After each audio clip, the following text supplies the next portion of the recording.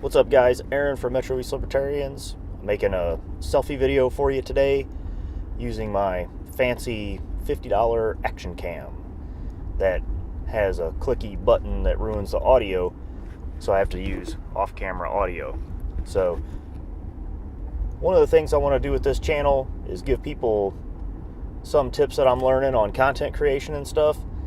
And tip number one is off-camera audio, because you end up running into problems if you use your camera's mic.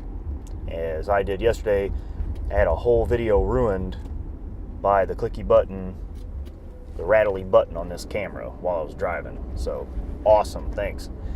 Alright, so yesterday I had made this whole video about the graphics cards that I was going to buy to make a little mining rig, just like a little starter rig to mine Monero, because, you know, this cryptocurrency thing is just getting kind of crazy. I had started looking at this not too long ago, and I found out Monero was easy to mine. And then at the time, Monero was at like $90, 90 US dollars. And it didn't make a ton of sense to go spending a bunch of money on mining equipment at that amount. But then, skip a few. You know, I'm just doing a little CPU mining on a real crappy graphics card. Barely getting anywhere. I got like 0.22 XMR, which is the Monero. Next thing I know, the Monero's like $310. And I was like, what? It's time to order graphics cards.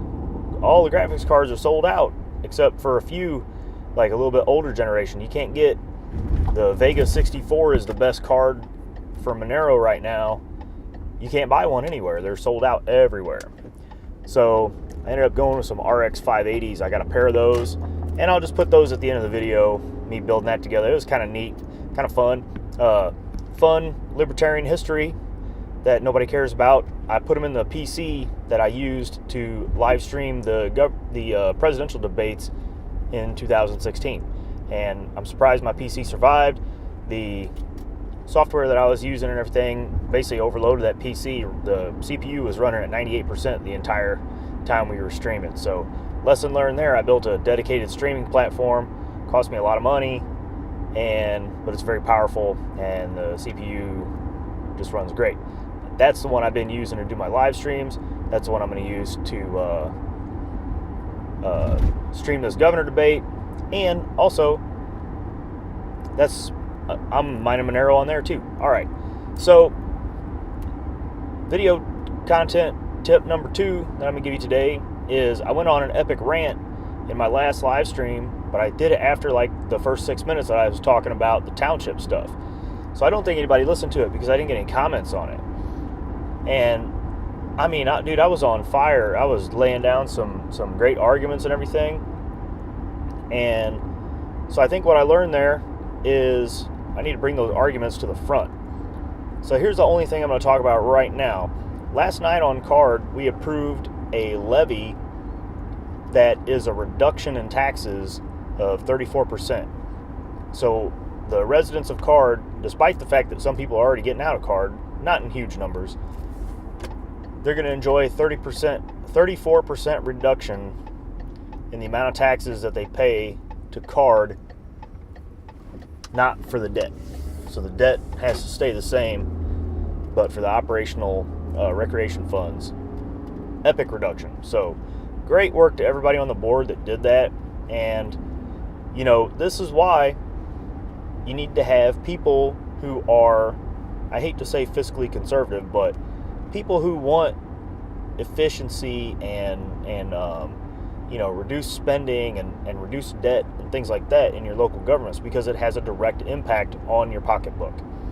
Much more so, I think, than the state or federal levels, which, of course, the state just raised our taxes and the feds may have reduced them. I don't even know yet. All right.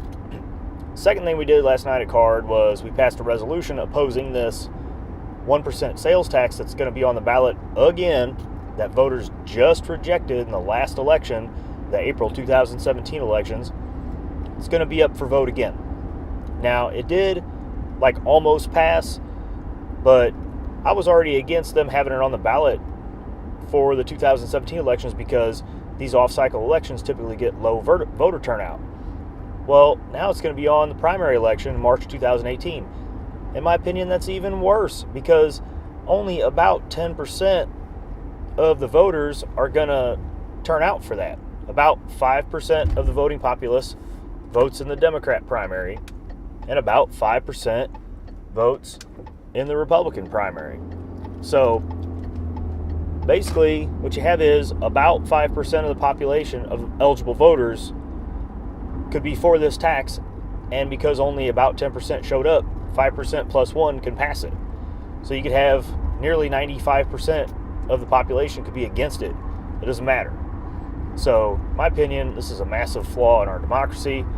But anyway, democracy is a flaw in democracy in a lot of ways. So, anyway, at CARD, we passed a resolution opposing that 1% sales tax. So, I'm calling on all the libertarians in the area to make sure people know that you can go out there during the primary election, you can ask for a nonpartisan ballot, and you can vote on this referendum not to approve this 1% sales tax that's going to be earmarked for schools. Here's the other thing about this tax. The law says that it can be repealed by voter referendum. So if it gets passed, it can be repealed by another voter referendum that repeals it, unless there is debt issued against it. And you know that as soon as this thing passes, one of these school districts is going to issue bonds, like immediately. So this is going to be a permanent tax. It's not going anywhere. If they ever get it, it's here to stay. And Madison County is going to have basically the highest sales tax in the area. It's going to hurt your property values. It's going to hurt other tax districts. It's going to make it, especially for people who live around the outside of the county, like we live in the very south side of Madison. Well, we won't shop in Madison County. And then so the cities and the schools and everything, they're going to lose out on those sales tax. So, people respond to incentives. You can't convince them of it. All right. Last thing, I'm going to meet this guy who just took over Americans for Prosperity in the O'Fallon office. Should be interesting. Americans for Prosperity has offered to basically like host some events for libertarians. They're on pretty much the same page like we are. They don't engage directly in the electoral process, or more issue driven, which is good, and they tend to lean a little Republican-y, but the fact is, when the Republicans are getting out of line, AFP is there to let the public know what they're doing, what their elected officials are doing, what they're doing bad, and there's a lot of crossover there. We're on the same page on a lot of things. So anyway, this is gonna be fun. I'm gonna meet this guy and see what Metro East Libertarians can do along with AFP. Maybe we can help each other out a little bit. All right, well, that was a productive meeting, and we talked a lot about what AFP has going on and the ways we can work together with them.